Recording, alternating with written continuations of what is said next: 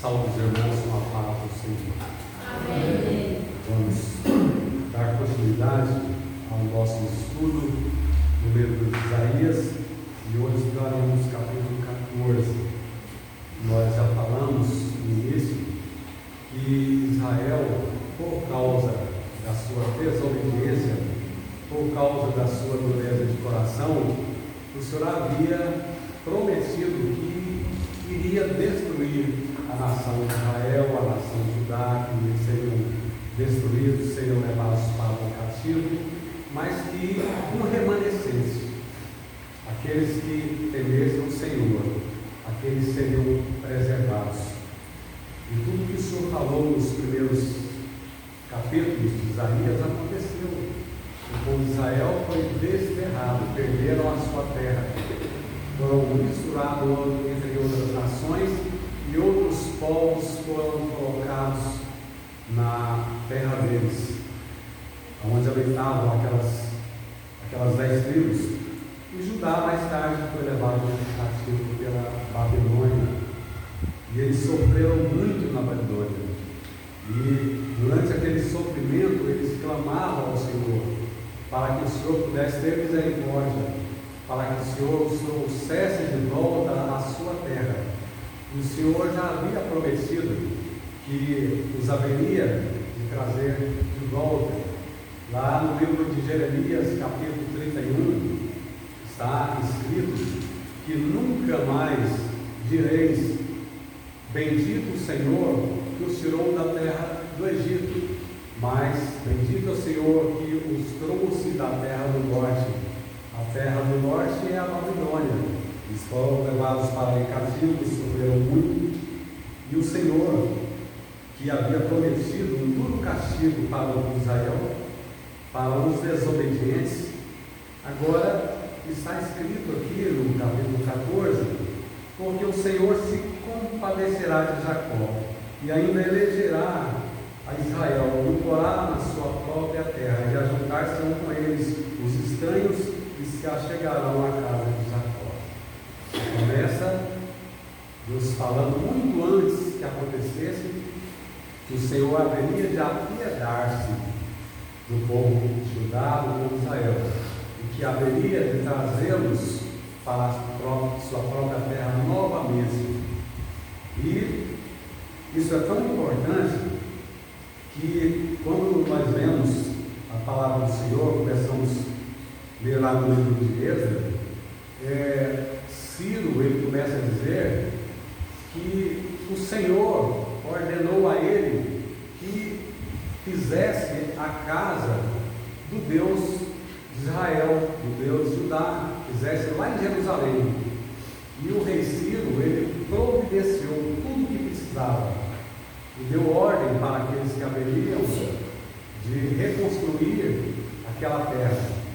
E ali ele deu tudo o que precisava e mandou avisar para os governadores que estavam antes de Judá, para que eles pudessem dar tudo o que fosse necessário. E mandou dar prata, dar ouro, dar madeira, tudo, para que pudesse reconstruir. E está cumprindo-se essa palavra do Senhor, que diz: ainda elegerá Israel e porá na sua própria terra, e ajuntar-se-ão com eles os estranhos, e se achegarão à casa de Jacó. E Ciro cumpriu-se essa palavra, essa promessa de Deus.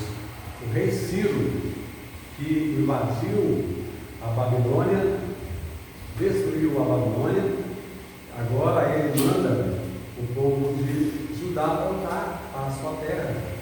E lá, percorrer cerca de 1.600 quilômetros, onde eles foram levados cativos, voltando para a sua terra, ele deu ordem para que todos estivessem ali, ajudassem o povo de Deus a reconstruir a casa do Senhor.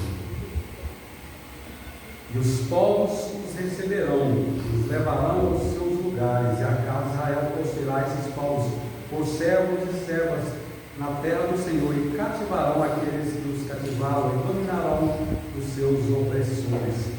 Isso aconteceu. Nós estudamos lá no livro de Esther. O que aconteceu lá no livro de Esther? Aquele povo, Amã, tentou se assenhorar dos judeus que estavam ali, diz para o rei que ele daria uma grande quantidade de prata, de ouro, para que ele autorizasse matar todo aquele povo, porque aquele povo não merecia viver. E aí, quando Amã já tinha a certeza absoluta de que os judeus estavam nas suas mãos, de que ele poderia matar, e o rei fez o edito e mandou assinar, carimbar com o seu anel. E aquelas leis não poderiam voltar atrás de forma alguma, e autorizando matar todos os judeus em qualquer lugar que existisse judeus. Foi quando o Senhor, através de Mardoqueu, fala com Esther. Esther ficou muito preocupada, porque ela era recém-casada, com o rei, e Mardoqueu insistiu com ela e disse: olha, se você não se levantar agora, Deus vai enviar livramento através de outras pessoas, mas você e a casa do seu pai irá perecer. E ela pediu para que as suas servas, para que as mulheres, o povo de Judá, intercedesse a Deus em favor dela. Ela ia fazer um jejum de 3 dias, e depois ela resolve ir à presença do rei. Ela não podia entrar à presença do rei sem ser chamada. E quando o rei viu ela entrando, ele estendeu para ela aquele cetro de ouro, e ela pôde se dirigir ao rei. E o rei disse para ela: olha, você pede o que você quiser, nem que seja metade do meu reino. Porque Deus moveu o coração daquele rei, porque tinha essa promessa aqui dos povos da terra, os haveria de levar até a sua terra, eles haveriam de servir ao povo de Judá. E assim Esther preparou aquele jantar com Amã, com o rei Mardoqueu, e mais uma vez o rei pediu para que ela fizesse a sua petição. E quando ela, no segundo jantar, ela falou: olha, eu estou pedindo a minha vida, eu quero que você, ó rei, me dê a minha vida, e me dê a vida do meu povo também, porque eu e o meu povo fomos condenados à morte. E o rei pergunta: mas quem é esse maluco, esse tirano, que condenou a mulher do rei à morte, e o povo dela à morte? E ela aponta para a mãe e diz: esse malvado desse amor.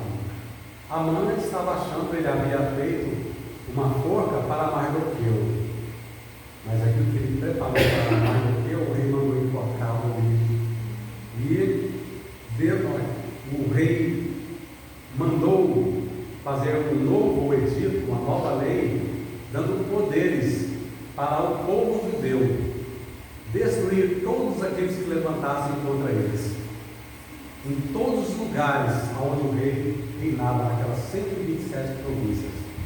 Todo o povo, naquele dia que havia sido marcado, um ano depois, para que tudo fosse preparado e todos os judeus fossem mortos, o povo judeu se levantou contra o povo, os seus inimigos. A maioria passaram para os lados dos judeus e ajudaram a matar os inimigos. E houve grande louvor, grande alegria, grande festividade, como está dizendo aqui a palavra do Senhor. E aquele povo, como está dizendo, e cativarão aqueles, no versículo 2 ainda, e cativarão aqueles que os cativaram, e dominarão seus opressores. O povo de Israel, Judá, dominou completamente os seus opressores. Então proferirás este dito contra o rei da Babilônia, e dirás: como cessou o opressor, a cidade dourada acabou. Nabucodonosor, ele era um rei muito orgulhoso mesmo.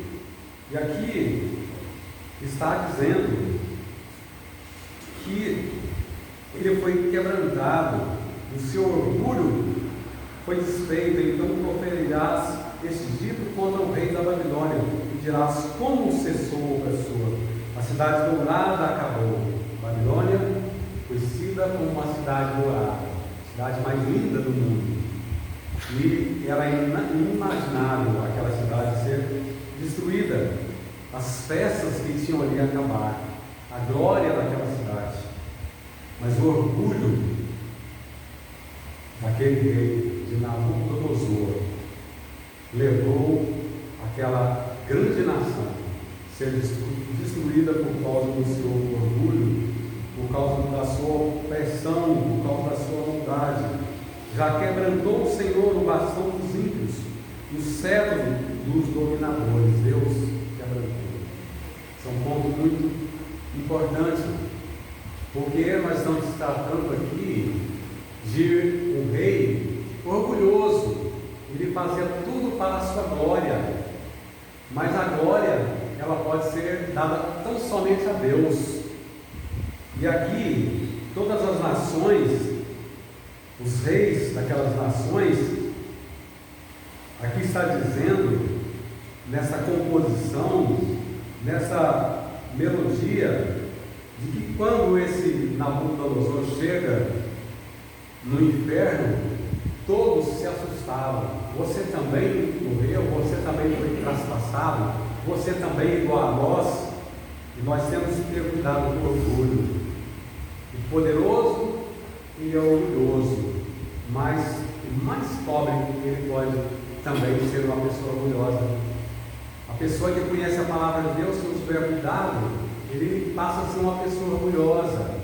E aqui, o texto que nós estamos lendo, ele está dizendo que algo terrível espera as pessoas orgulhosas, as pessoas que têm o seu nariz empinado, que olha as pessoas mais simples, olha de cima para baixo, o desprezo, humilhação, a distância, não se preocupa com o pão dos mais necessitados.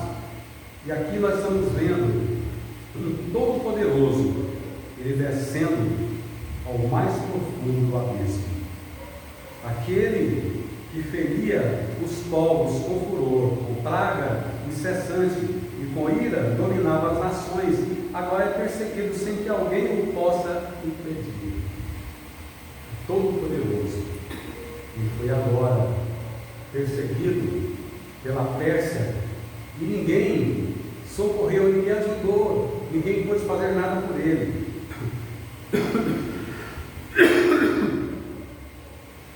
Versículo 9, aliás 8: até as faias se alegram sobre ti, e os cedros do Líbano, dizendo: desde que tu caíste, ninguém sobe contra nós para nos cortar.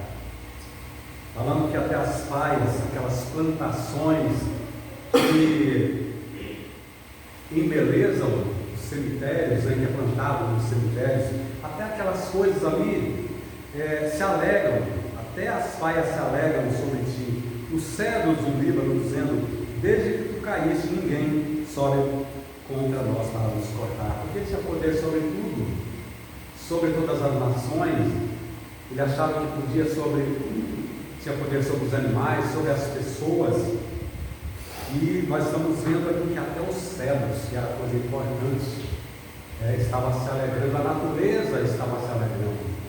A natureza, os povos, as nações, a natureza e aqueles que estavam lá no inferno estavam se alegrando, se regozijando, porque Nabucodonosor, o homem mais violento, mais poderoso, o homem para o qual todas as pessoas se dobravam, está chegando no inferno. Versículo 9: o inferno, desde o profundo, se turbou por ti, para te sair ao encontro na tua vida, despertou por ti os mortos e todos os príncipes da terra, e fez levantar no seu trono a todos os reis das nações. Estes todos responderão e te dirão: tu também adoecestes como nós, e fosse semelhante a nós. Já foi derribada no inferno a tua soberba, e com o som dos teus alaúdes, os bichinhos debaixo de ti se estenderão, e os bichos te cobrirão. Ele usava os alaúdes, alaúde flautas, usava as músicas para se deliciar, Mas aqui está dizendo que ao som dos alaúdes, ao som das flautas, ele haveria de descer ao inferno.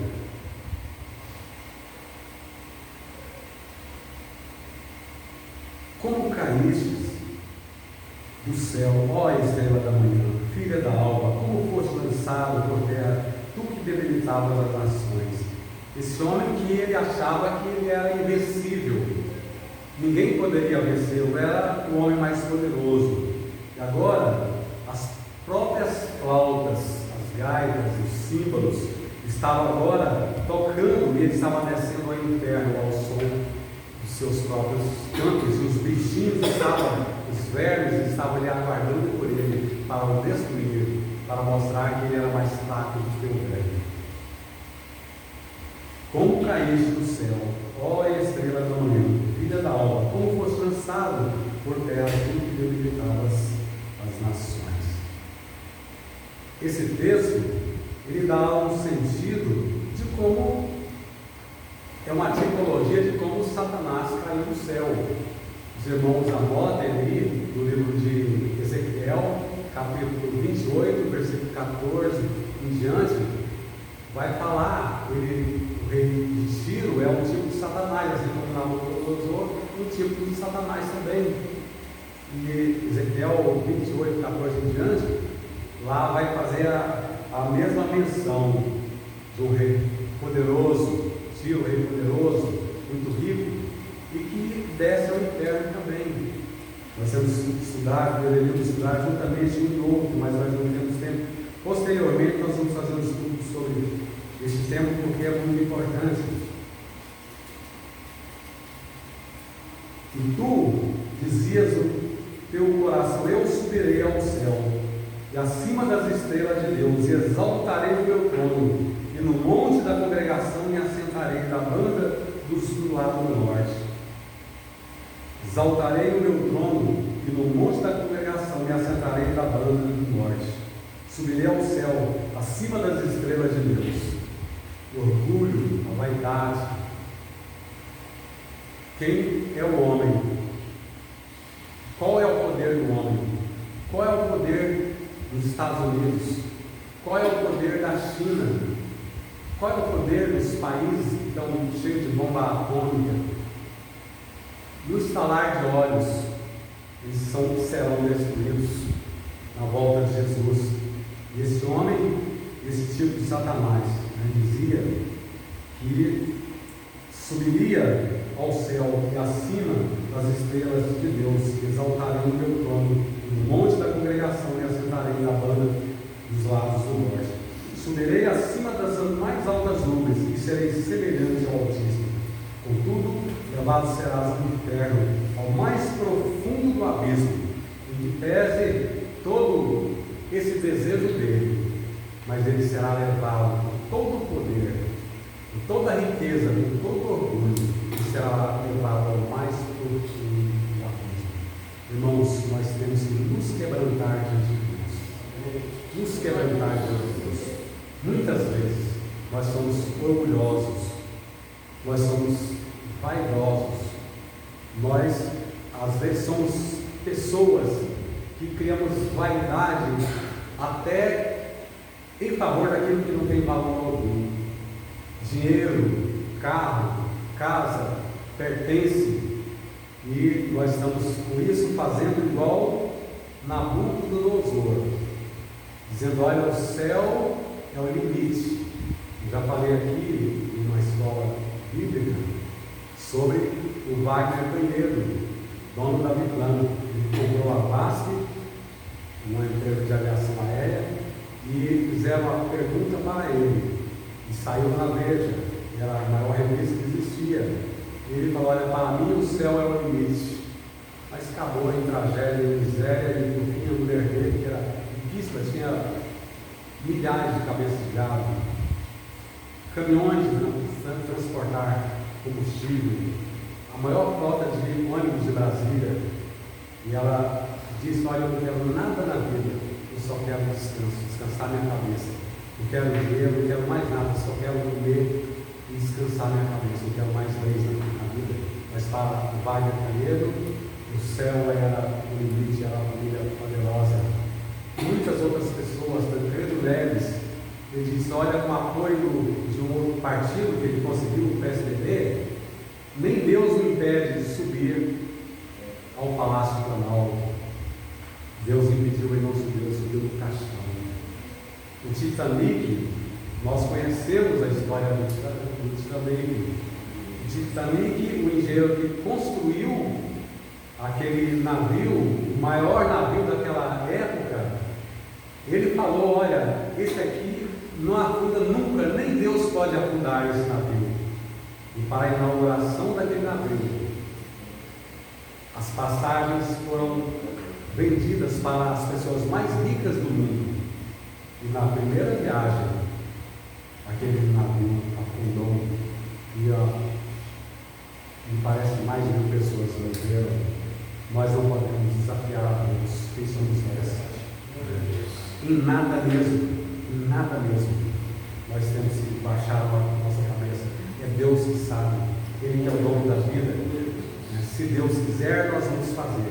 Se não quiser, nós não vamos fazer. Nós nunca podemos dizer eu vou fazer isso e eu vou fazer aquilo. O Tiago, irmão de Jesus, falou isso. Não diga amanhã eu vou a tal lugar, vou negociar, vou ganhar muito dinheiro. E você não sabe o dia de amanhã. Você não sabe se você estará vivo. Mas dizer isso diz se o Senhor quiser. Nós estamos vendo aqui um exemplo de que o poder, de que a riqueza, de que o orgulho não é capaz de sustentar o homem. Os que te virem te contemplarão, considerar-te-ão e dirão: este é o varão que fazia estremecer a terra e que fazia tremer os reis, que punha o mundo como um deserto e assolava as cidades, que a seus cativos não deixava ir soltos para a casa deles. Ele matava todos os reis das nações, todos eles jazem com honra, cada um na sua casa, mas tu és levado da tua sepultura como um renovo abominável, como uma veste de mortos, atravessava a espada, como os que descem ao covil de pedras, como o corpo morto e pisado. Como eles, não te reunirás na sepultura, porque destruíste a tua terra e mataste o teu povo.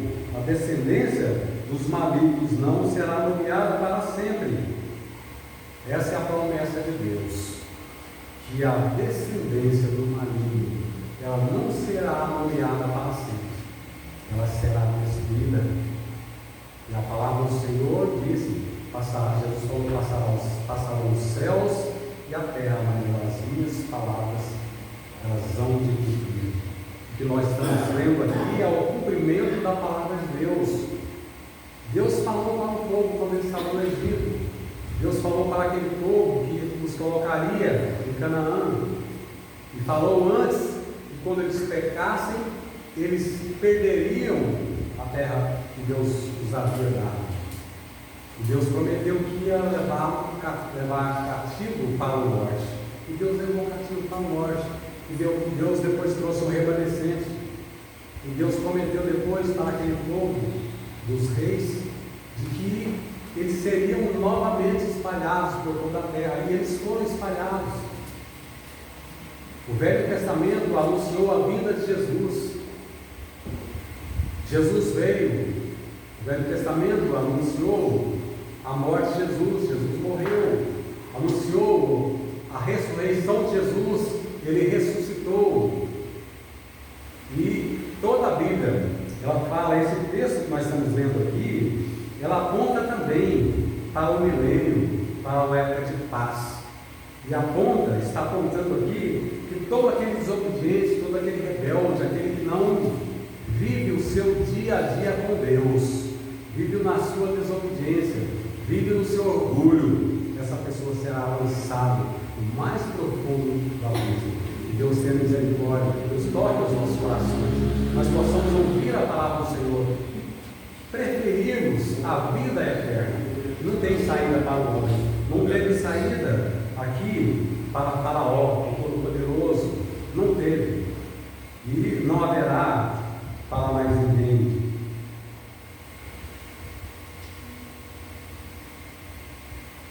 Preparai a matança para os filhos por causa da maldade de seus pais, para que não se levantem e possuam a terra e encham o mundo de cidades. Porque me levantarei contra eles, diz o Senhor dos Exércitos, e desarraigarei da Babilônia o nome e os resíduos do filho e o neto, diz o Senhor. O que diz o Salmo 1? O justo, ele tem raiz perpétua, mas o homem maligno, ele será exterminado. E o Senhor prometeu que o rei da Babilônia seria totalmente exterminado. E por isso que a palavra do Senhor está dizendo aqui, no versículo 9 em diante: o inferno desde o profundo se tomou por ti, para te sair ao encontro na sua vida, e despertou por ti os mortos e todos os príncipes da terra, e fez levantar do seu trono todos os reis das nações, e todos responderão e te dirão: tu também adoeceste, como nós, e fostes semelhante a nós. Já foi derribada o inferno a tua soberba. Então, a soberba do homem, a arrogância, isso tem limite, isso tem prazo. Preparai a matança para os filhos por causa da maldade de seus pais, para que não se levantem e possuam a terra e encham o mundo das cidades. Porque me levantarei contra eles, diz o Senhor dos Exércitos, e desarraigarei da Babilônia o nome, o resíduo, o filho e o neto, diz o Senhor. Toda a descendência do ímpio, ela será destruída, ela será desarraigada. O que é isso? A raiz será tirada, não haverá. O Senhor vai arrancar a árvore com raiz e tudo, enquanto para o justo o Senhor tem uma promessa de que ele será como a palmeira, que ela cresce quando as suas raízes estão num rio de água corrente. Mas os justos, eles serão arrancados pela raiz. E reduzi-la-ei a possessão de corujas e lagoas de águas, e varrei-la-ei com vassoura de perdição, diz o Senhor dos Exércitos. Que coisa terrível!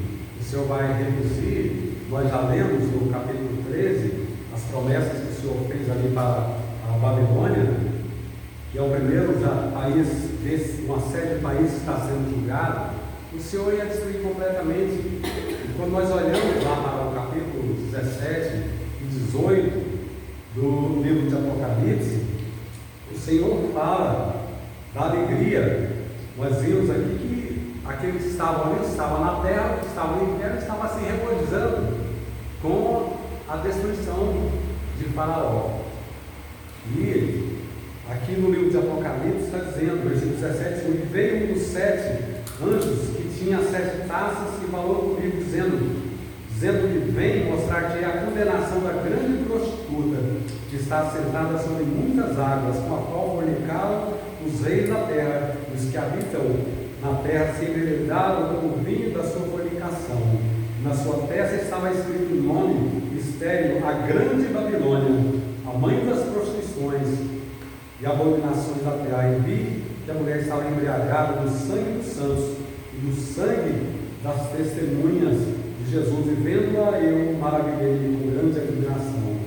Lá no capítulo 18, a partir do versículo 1, diz: depois dessas coisas vi descer do céu outro anjo que tinha grande poder, e a terra foi iluminada com a sua glória, e chamou e clamou fortemente com grande voz, dizendo: caiu a grande Babilônia, e se tornou morada de demônios, e proviu de todo espírito imundo, esconderijo de toda a área imunda e do diabo.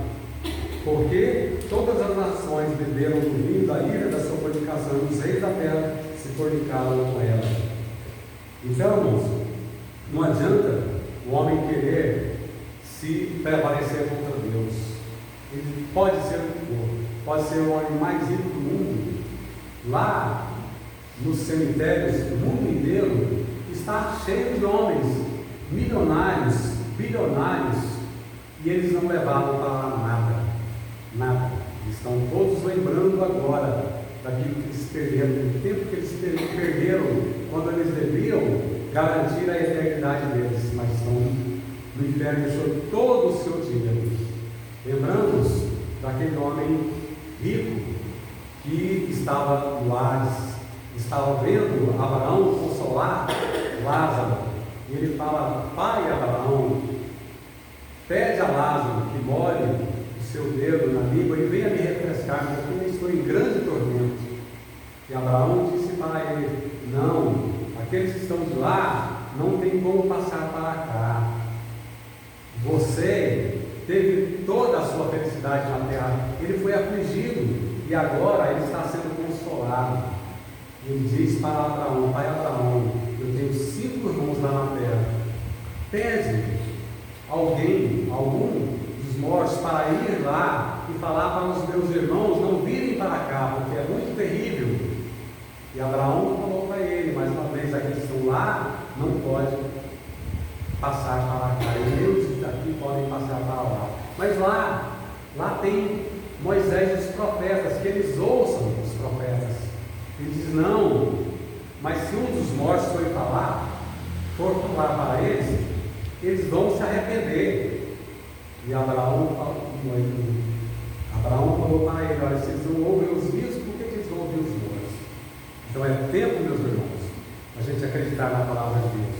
Enquanto nós temos tempo, nós temos que servir ao Senhor, nós temos que ouvir a palavra do Senhor, nós temos que lutar, porfiar, por entrar pela porta estreita, porque largo e espaçoso é o caminho que leva muitos à perdição, assim como fala.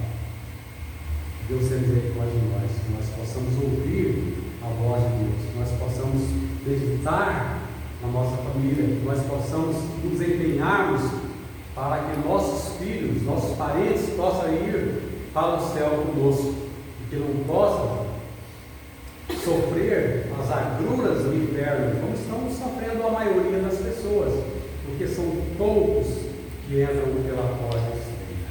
Que Deus tenha misericórdia, que Deus nos abençoe.